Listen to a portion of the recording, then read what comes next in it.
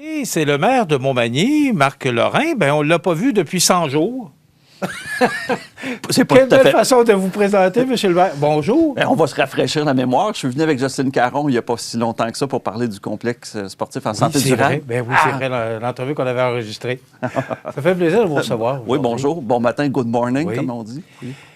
Marc, Oui. vous êtes ici pour nous parler d'un dossier parce que c'est une visite un peu spéciale. C'est Oui. qu'on a entendu parler la semaine dernière qu'il y a 5000 personnes qui avaient 5000 signatures. Je pense que c'est peut-être plus juste. Là. Oui, c'est ça, parce qu'il y en a qui peuvent c'est signer pas, plus c'est qu'une pas fois. nécessairement les personnes. 5000 Ah, ouais. signatures, c'est peut-être plus juste. Oui.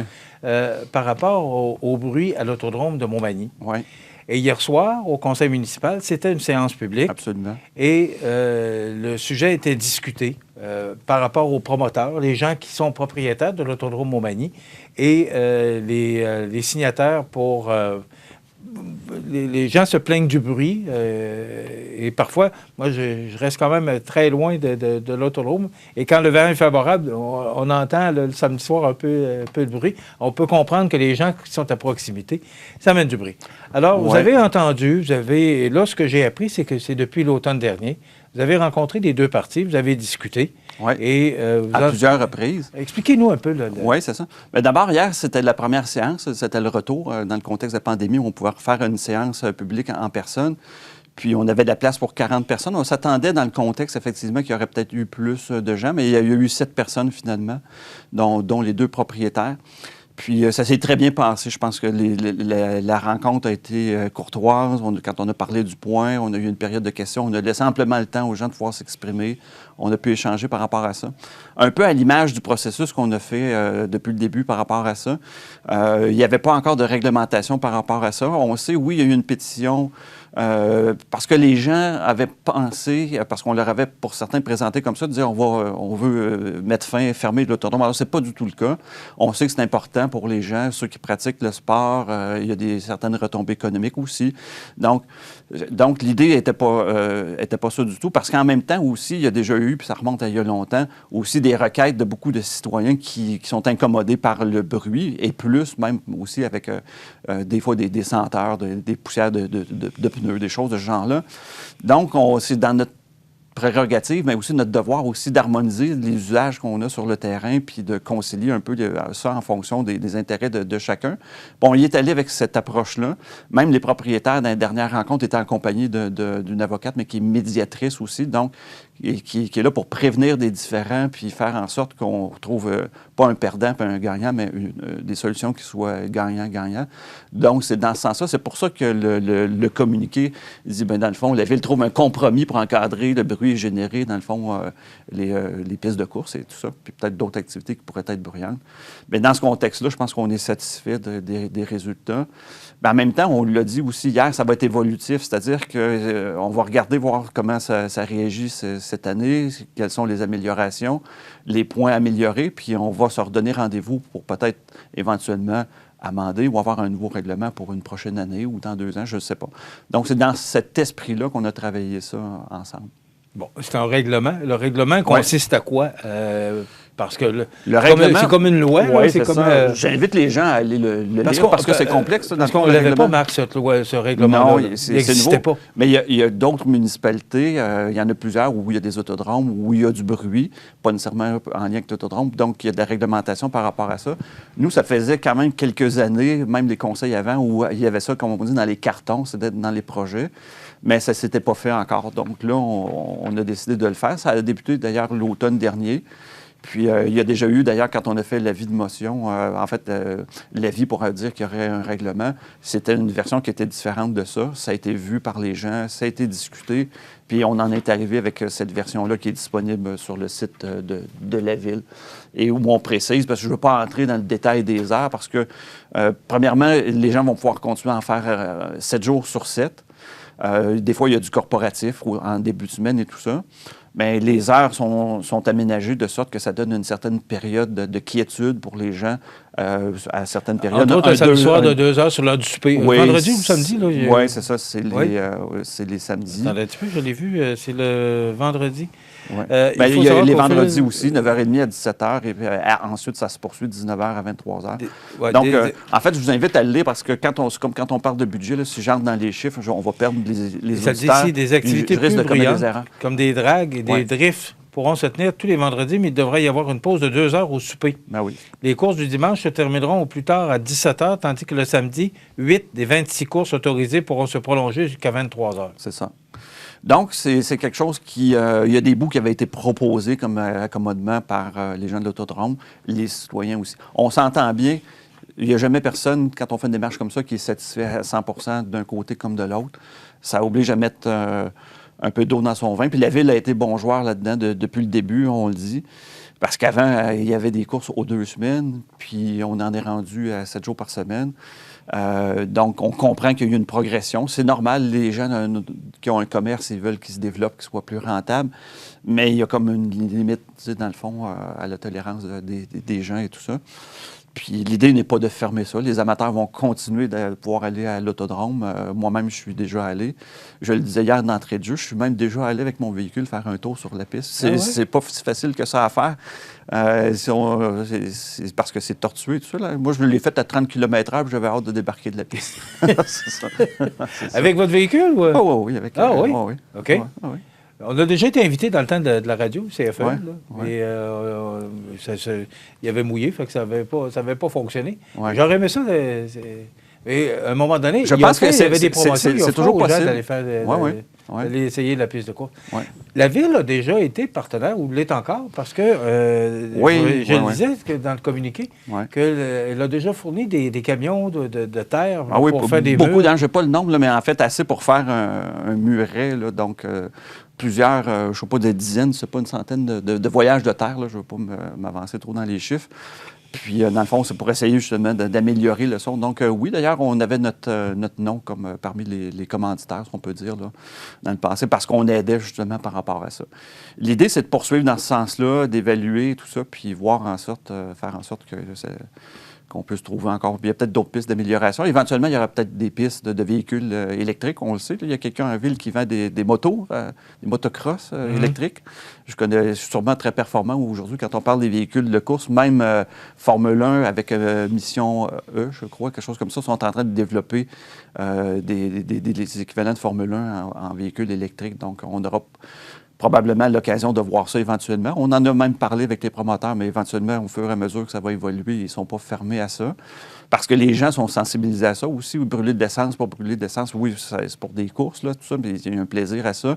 On brûle des pneus aussi et tout ça. Donc, avec le temps, il y aura peut-être d'autres formules. Ça va continuer à évoluer, puis on verra qu'est-ce que ça donnera. Mais l'idée étant de continuer à innover, à progresser, tout le monde ensemble là-dedans. Et les propriétaires ont reçu ça comment? Bien, dans le fond, ils en prennent acte. C'est certain qu'ils auraient souhaité avoir un peu plus encore de flexibilité.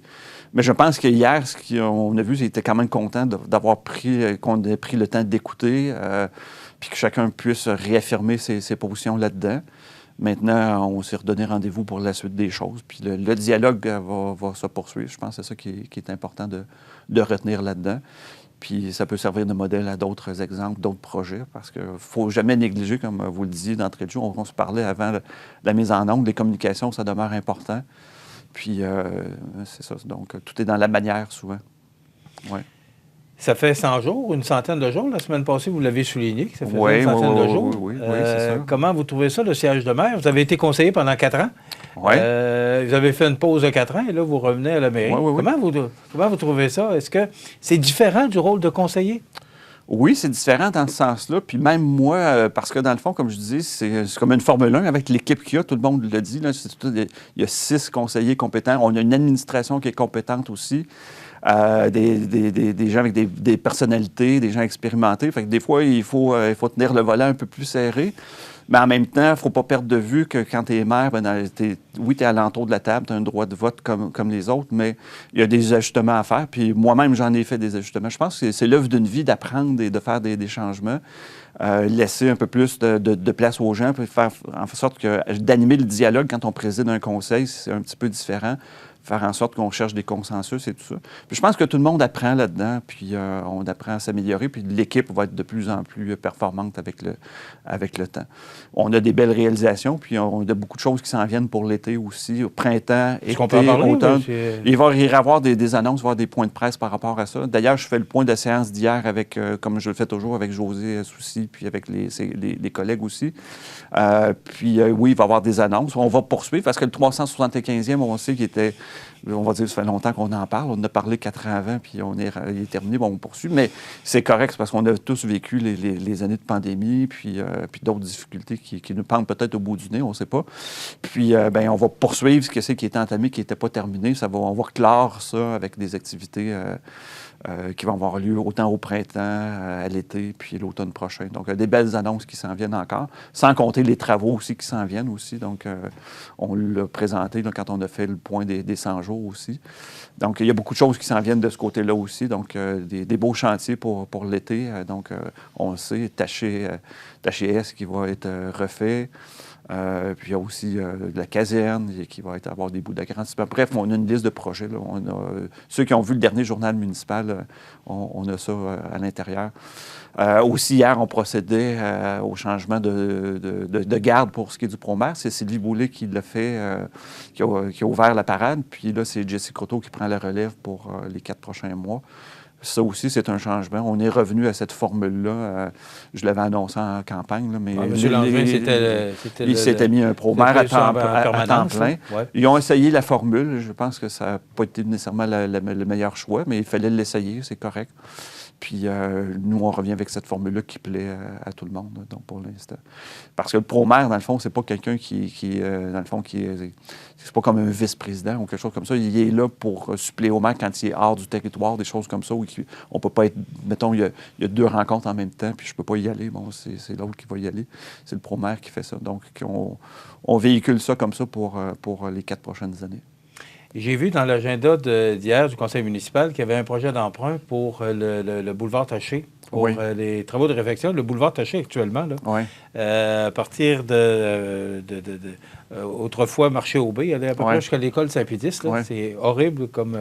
Mais ça fait quelques années, ça. C'est l'hiver et le printemps, le dégel. Là. C'est plus confortable sur les pistes de l'autodrome, sûrement, que là, parce que là, ça ressemble plus, comment on appelle ça, le parc Belmont, quand on était jeune, il y en a qui ne connaissent pas ça. Mais c'est important de le mentionner, c'est qu'il y a un projet pour ce bout de oui, c'est un gros chantier. Il y a des travaux là, qui s'en viennent. Là. Donc, je me permets, tandis que vous êtes là aujourd'hui, de vous en parler.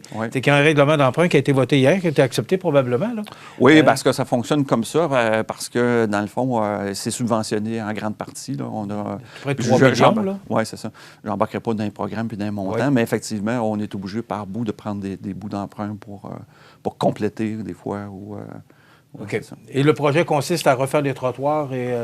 Oui, il y a beaucoup d'éléments là-dedans. Là, ça pourrait faire l'objet d'une présentation en soi, mais c'est évidemment la chaussée, mais on en profite pour refaire des bouts d'infrastructure dans ça. Puis effectivement, ça, des bouts de pistes cyclables, il y a des intersections pour les rendre plus sécuritaires et tout ça. Donc, un peu comme on le fait par endroits ailleurs. Là, donc, ça va être plus beau, plus fonctionnel et tout ça. Donc, oui.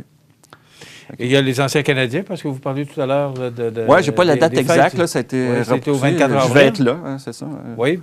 Oui. Moi, dans ma générosité, je voulais donner mon billet à quelqu'un. Ils m'ont dit, monsieur le maire, pour ne pas faire ça, vous allez faire peut-être la mise au jeu. Dans ma générosité habituelle, j'ai dit, j'ai un billet, j'ai dit, je vais le donner à quelqu'un, parce qu'apparemment, il y avait beaucoup de demandes, mais on m'a dit, monsieur le maire, il faut que vous soyez là, vous allez peut-être faire la mise au jeu. Fait que il faut que je sois là. Fait que je peux pas redonner mon billet à quelqu'un. Et à part le match des Canadiens, est-ce qu'il y a d'autres activités qui... parce qu'on ça fait 2 ans qu'on parle, vous l'avez dit, on a parlé 4 ans avant, là, c'est 2 ans qu'on remet des activités. Mais je pense que la plus importante, c'est celle des Canadiens contre les anciens sentinelles, parce qu'après ça, là, ça commence à... il va y avoir des belles choses, jusqu'à l'automne. Pour le 375e? Oui. Okay. Je ne peux pas dire quoi. Là, Isabelle ne sera pas contente. Fait que, il y a un point de presse plus tard de prévu là-dessus. Fait que, je sais que vous aimeriez ça, que je scope des affaires. Mais en même temps, je vais être certain de ce que je dis. Là. Donc, suivez ça. Il va y avoir un bel été, un bel automne, et même au printemps. Il y a la relâche aussi, il va y avoir des activités aussi. Hier, on en a parlé un peu. Oui, parce qu'à Montréal, ou dans Montérégie, c'est cette semaine, alors que nous, c'est la semaine du 7 mars. Oui, c'est ça. Je vous invite à participer. Il va y avoir un défi 100 km aussi En fait, puis nous, on va se faire une équipe aussi à la ville, là, les conseillers, on va participer à ça. Il y en a plusieurs qui ont décidé d'essayer de se mettre un peu plus en forme. Moi, j'ai du travail un peu à faire. Pourquoi tu me regardes? Je retiens moi aussi, j'ai du travail à faire là-dessus, moi aussi. Il y en a plusieurs, rassure-toi, là, c'est ça, mais les gens sont motivés, veulent faire des choses, sortir, se rencontrer en personne, dehors, pas de masque, etc. Il y en a qui mettent ça sur le dos de l'âge, mais c'est pas nécessairement ça. Merci beaucoup, Marc Lorrain, maire de Montmagny, d'avoir été avec nous. Ça fait plaisir. Merci encore pour l'invitation. Merci.